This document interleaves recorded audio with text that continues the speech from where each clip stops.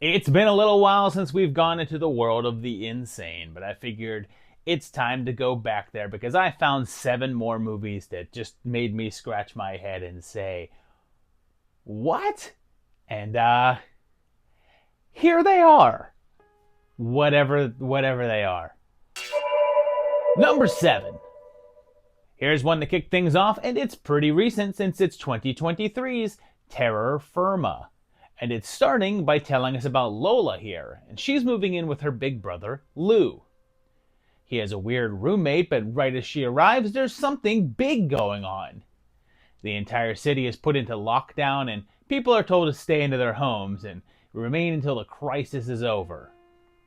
Early on, this big box shows up on their front door, and inside is a batch of unusual seeds, and they are instructed to plant them, which they do. It turns into a hole with a liquid inside, and they make a notice of its unusual smell, and that it reminds them of their mother's cooking.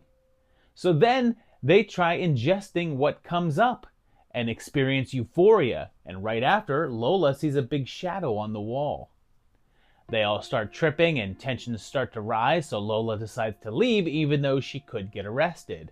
But things take a turn when Cage, decides to finger the hole and then mount it. Yeah. But Lou takes things further by shooting the liquid directly into himself with a syringe. Lola comes back only to find that something has sprouted from that hole and it looks unearthly, but Lou's voice seems to be coming from under the ground.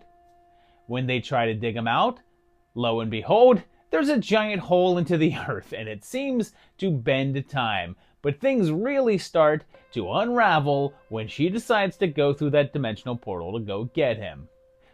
This one was the work of Jake McPherson, who wrote and directed it, but most of his previous work in the industry was as a cinematographer.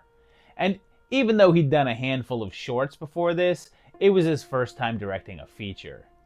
I'm sure that it was intended as a sort of commentary on the pandemic, what with the whole lockdown situation, but I'm not sure that it's trying to parallel any actual events and is likely just using that as a springboard.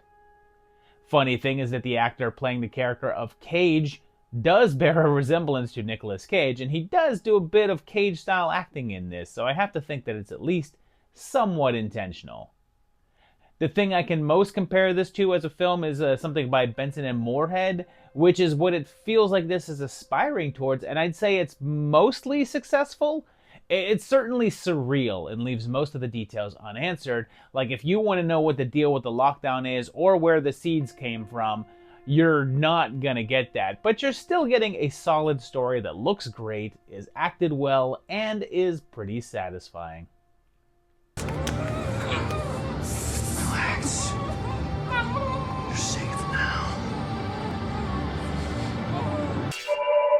Number 6. It's time for a different type of wild because we're going to look at 2012's Night of the Templar. It begins in 1095, the era of the Crusades, and we meet the Templars. They're led here by Lord Gregoire, and he's this guy, and we get some decent fighting stuff, and that's likely because of this guy, and we'll talk about him in a little bit. He gets betrayed and swears revenge, and then we jump to the present day. And they say 700 years have passed, which is confusing because that'd only be like the late 1700s. And this guy is here looking like Gregoire and also like that woman who had the plastic surgery to look like a cat.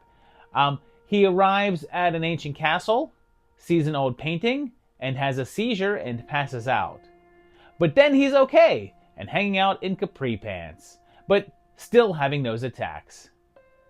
Dragon Eddie is here, as is Frankenstein, and I'm gonna guess he agreed to the movie as long as there's a scene where he gets hit on by a much younger woman. Вы очень красивый мужчина. We get a flashback to Gregoire, which is mostly in focus, I guess, and he gets all riled up.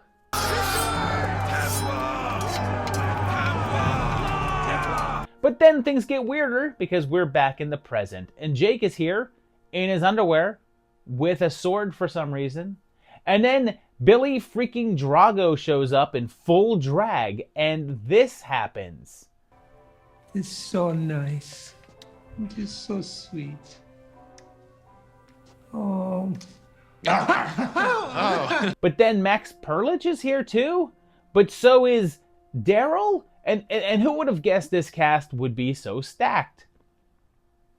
Everyone acts weird towards Jake, and I guess they're all invited up there for some sort of challenge that Jake is coordinating, but he's prone to fits of rage, and man, do I have no idea what the point is here. This is a half hour into the movie, and they've just shown a bunch of random stuff that doesn't seem to add up, and Carradine and Keir are just sort of there in the background. But then someone in a Templar outfit shows up and kills one of the guests, although based on the size of him, I'm guessing it's not Jake. This person is around the same size as the girl that they're killing, and when they go back to the group, one of the other girls is missing. So maybe we have our killer? Is it that easy? Oh, yeah, it gets stranger when they do another flashback and there's a character named Coco that I think is meant to be saddled with a learning disability, but they have him act like this. I am ready. I want to point out, too, that all of the other characters make it seem like time is passing, and yet every time they cut back to the players or whatever, they're still just sitting in that one room, like they never leave. And apparently, they still just loved having Drago in Drago because they write in a scene where he and Perlich kiss and literally show it 4 times. So, I think I should explain what this is. The guy that plays both Jake and Gregoire is Paul Sampson, and he's shown up in a variety of smaller roles and a variety of things, but he's not just acting dual roles here. He also wrote this, directed, and also produced, so it's definitely a vanity project. And like most of those, his character is badass and beloved and respected by everyone, and women practically throw themselves at his feet. Somehow, he raised up what's said to be around $3 million to make this, and drew that collection of known faces to be in it, but something happened with distribution since it seems it wasn't released until 2012. And Carradine died in mid-2009, so this was filmed sometime before that and sat on a shelf for no less than 3 years. It definitely falls into the whole so bad it's good side of things because it's just ridiculous and it's insane in how it ping-pongs all over the place and just doesn't commit to telling one story. And also insane because those people never leave that damn couch. Hear me, Gregoire. You cannot escape your destiny. We must keep them divided. I would rather be eaten. Number 5. Well, this is about to get a little stickier because we have to look at 2014's Doll Syndrome. This starts with pictures from Abu Ghraib, like the actual pictures, and then we have a naked man, and he was a soldier that was stationed there, I suppose, and he then strolls over to the window and, well, handles his business. And let me tell you, it's all shown in full detail. He then wanders around having daily rituals, and there's a woman that he seems to follow. But he also has problems, since he appears to vomit up any food that he eats. And there's just no shortage of close-ups of shots of, like, his eyeball, a paper cut that he gets, his lips. It's all weirdly unsettling. Oh, I should also mention that there's no dialogue, and all of this is conveyed silently. And this is another instance of a film in which I have to say that if you're put off by the notion of bodily fluids, you're going to want to avoid this at all costs. Oh, also, our main character, credited only as him, spends a good amount of the time fully nude, except for socks. And yeah, there's an entire sequence with him jabbing at his gums until they bleed profusely, and then vomiting. And that's what kind of movie that this is. But it's all done rather artfully and with a sense of style, so it's not just pure gross-out cinema. And I should point out that that's all that this is. This point is at around the 40-minute mark, and not a whole lot has happened so far, except showing us him's gross day-to-day and obsession with, and I hate that I have to say this out loud, licking toilet bowls. Over time, though, his obsession with the woman grows stronger and stronger to the point that he buys a blow-up doll to pretend it's her, and we're treated to a really, really long sequence with him humping it, and also eats the contents of an ashtray and then pukes it up. It's really gross. But things escalate when the woman gets a boyfriend and his obsession goes out of bounds, and hey, if you're put off by penile trauma, this is not a film for you. And it was directed by Domenico Cristofaro, and who has a large amount of films out there like Red Crocodile and Mad Macbeth, and it seems as if it's possible that this is a sequel to Red Crocodile, or thematically related. It's what you'd call extreme horror, and I've seen it shown up on a list of disturbing horror lists, and yeah, it's truly one that's not easy to get through, but it's absolutely insane.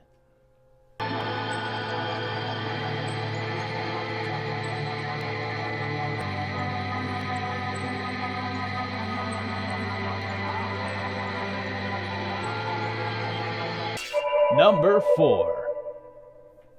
Here comes a more recent one, and this is from 2022, and it's The Shroud. Not to be confused with David Cronenberg's The Shrouds, although that could probably be on this list too. It's from Italy and starts pretty intensely as these couple of guys drag a witch into a dungeon, and they tell her that she'll die the same way that she killed her victims, and place a shroud over her head and kill her. Over a long time, a man is wandering through the ruins and he finds this silver case and he takes it home. And okay, here's where it's gonna get bizarre, because as soon as he gets home, he strips to his underwear and the shroud inside the case comes out and wraps around him, and he proceeds to cuddle with it on the floor like some sort of waifu pillow. But then it kills him, and we then meet a nun left bloodied up in an alleyway, and she goes home. She says that she's been beaten and raped by men in masks and that she needs to recover the shroud. But then we see several more people encounter the shroud as it tends to wrap itself around their faces and then also kinda has sex with them.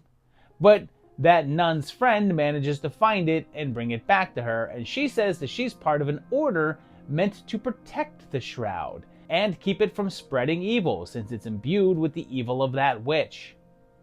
She says that they should burn the shroud to stop it, but before she can do that, well, she has to have sex with it.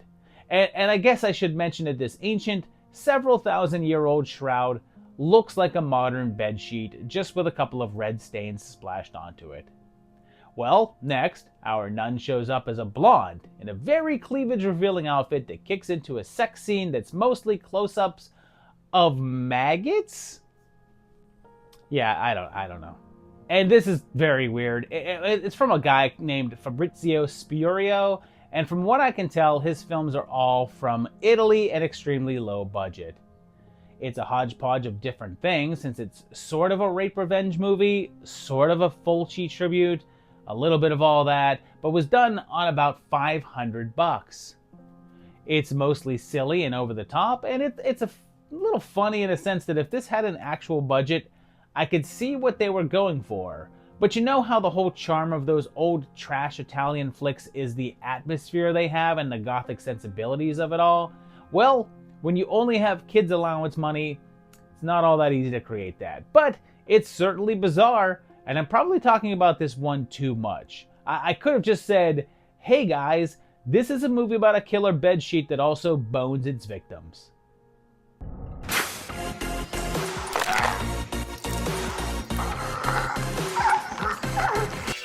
Number 3. This one might be hard to explain, but I guess we're going on to 2002's Reflection of Evil, which begins with footage of Tony Curtis, but the audio is altered so that he's not talking about an actual film and is instead discussing Damon Packard, the director of this film.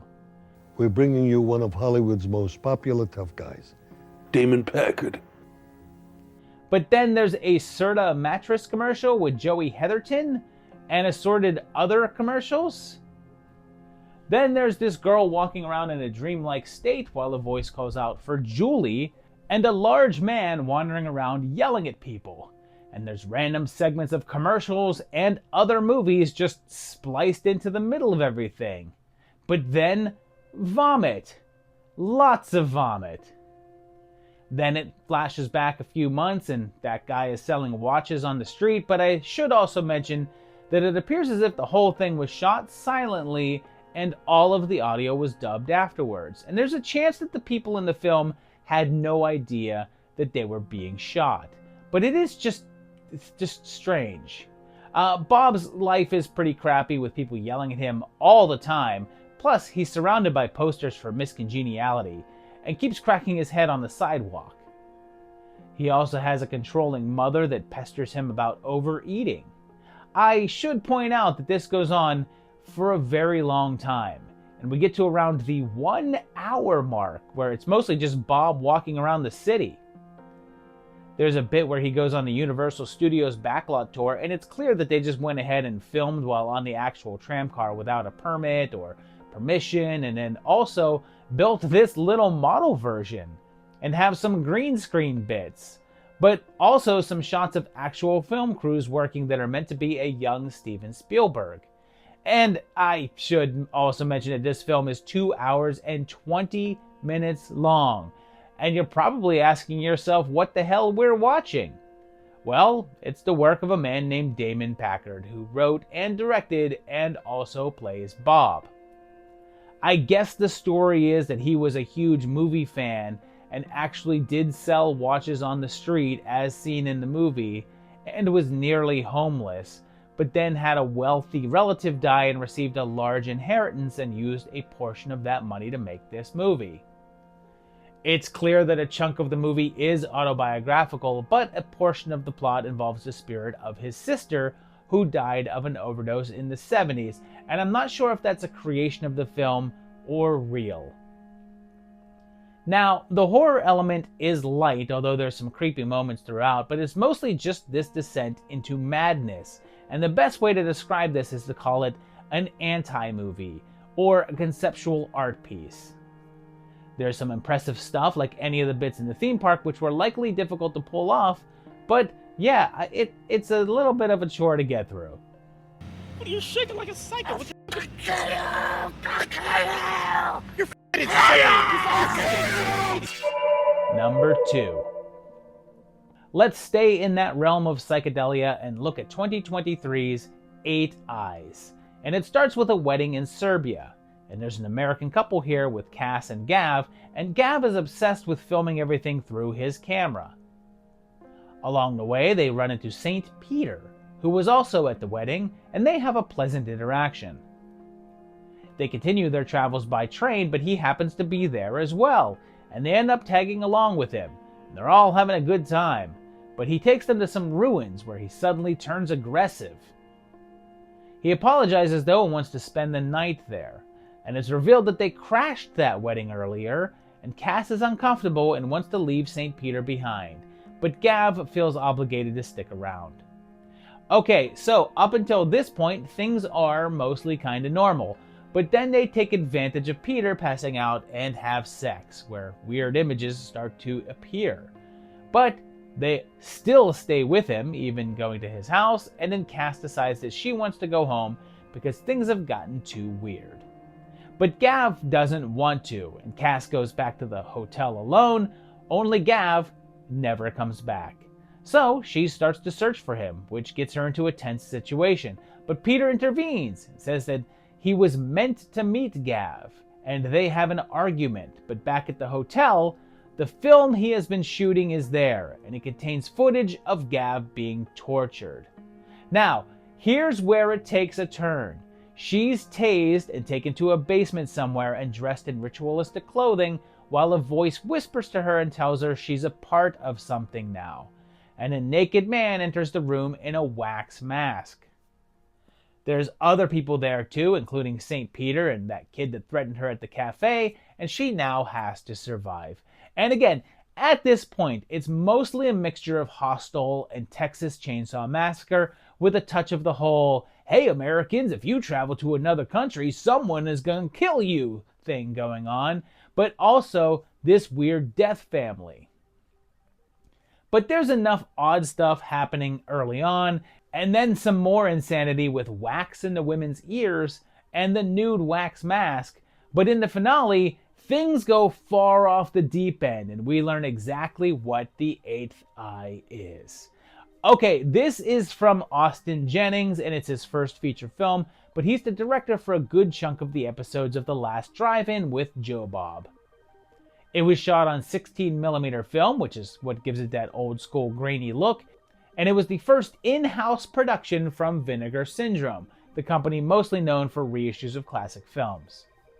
It's not the most insane thing on this list, but between the way that it was made and the odd curves the ending has given you, it's certainly on the wilder side of things.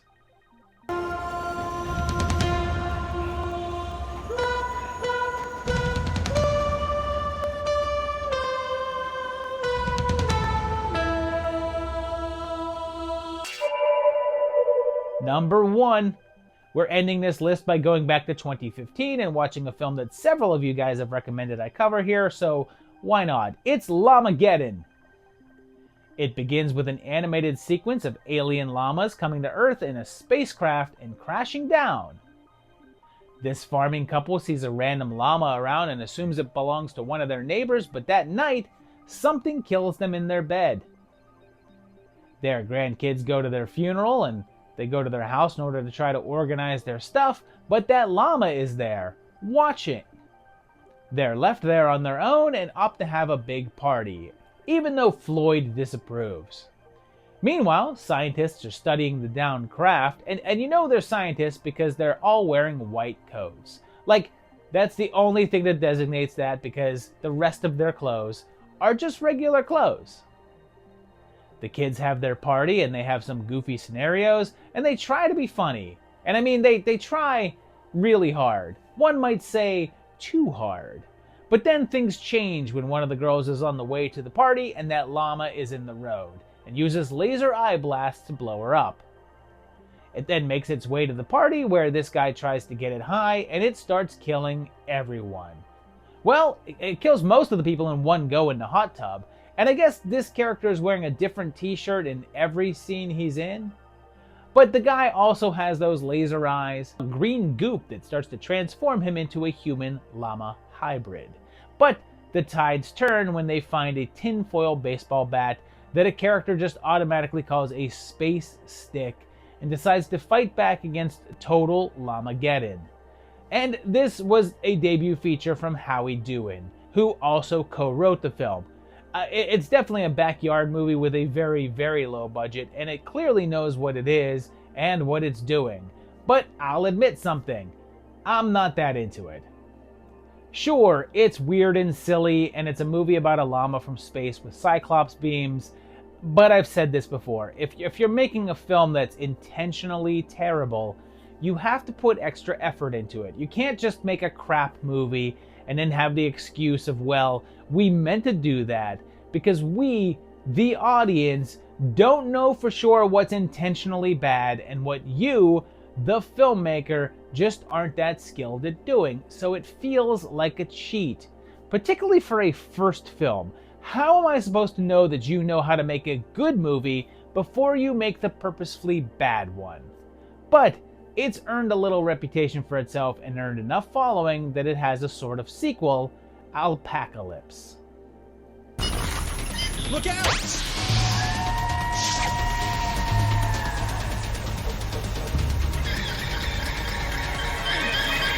So there you have it, 7 more pretty bizarre and strange horror films, or horror related I guess. But yeah, a little bit more surreal feeling in this episode, but certainly a variety of different things. But let me know which of these you've seen and other different insane horror movies that you'd like to see me cover. Put that down below in the comments. If you like this video, hit that like button. If you like the channel, subscribe to it and hit that bell to get notified when new videos go live. And check out my Patreon page at patreon.com/movietimelines and help support this channel and keep me from going insane.